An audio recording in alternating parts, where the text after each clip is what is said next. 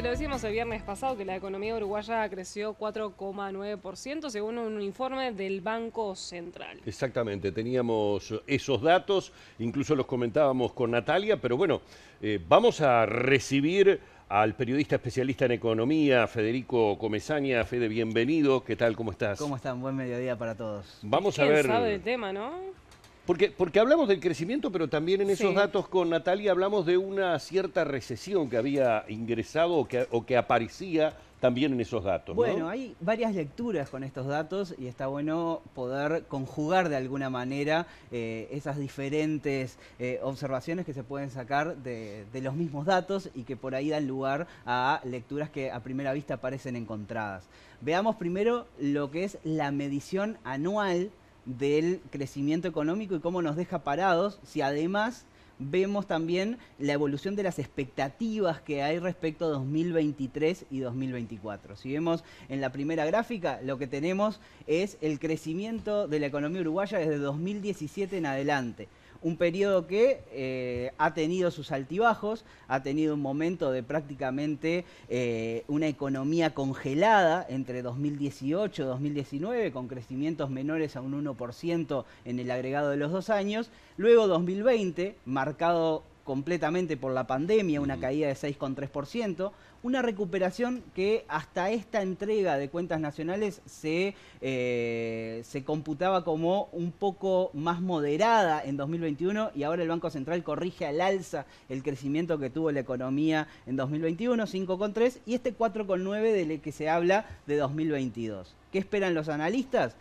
2,5% para 2023, 2,5% para 2024. Entonces no es hablamos de nada que auspicioso. pasamos de un crecimiento relativamente acelerado, alrededor del 5% durante 2 Claro. años, y ahora 2 años de crecimiento más moderado. Lo que vamos a ver ahora es qué pasa cuando, en vez de analizarlo anualmente, analizamos el dato de forma trimestral y vemos la línea de evolución de la economía uruguaya que refleja más el corto plazo y qué ha pasado trimestre a trimestre. Y vamos a explicar un poco para que no parezca una línea sin mucho sentido. Si Bien. vemos en pantalla, lo primero que vamos a observar es una caída.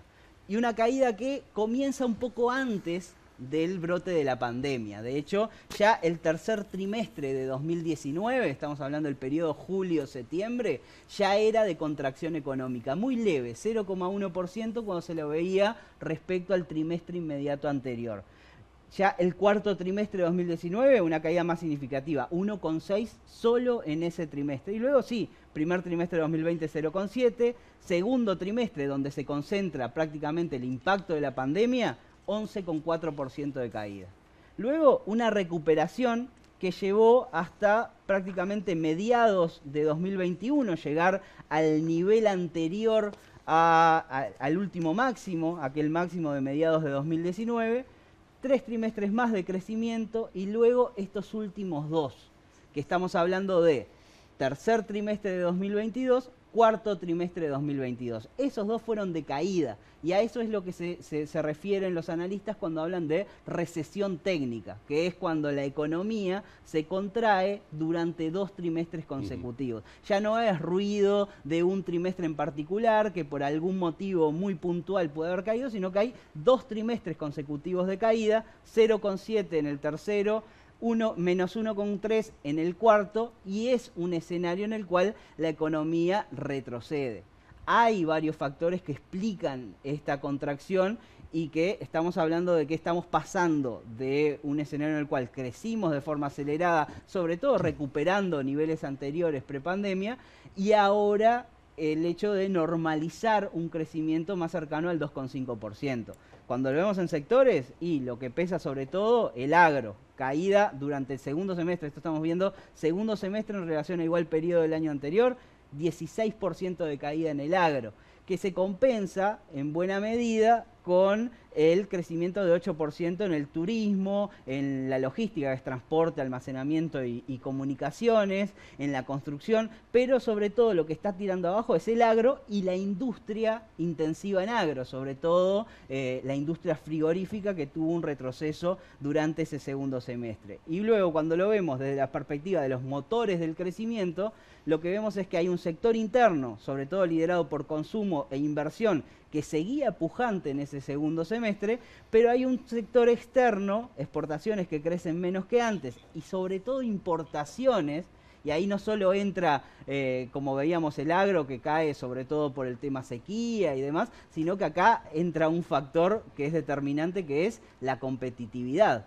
Cómo las importaciones crecen, pero cuando crecen las importaciones no suman al PBI, al revés, restan al PBI. Entonces, lo que más crece hoy en la economía es el sector externo de importación, que dado que el resto del mundo está más competitivo que en Uruguay, y acá entra el turismo emisivo, el gasto que hacen.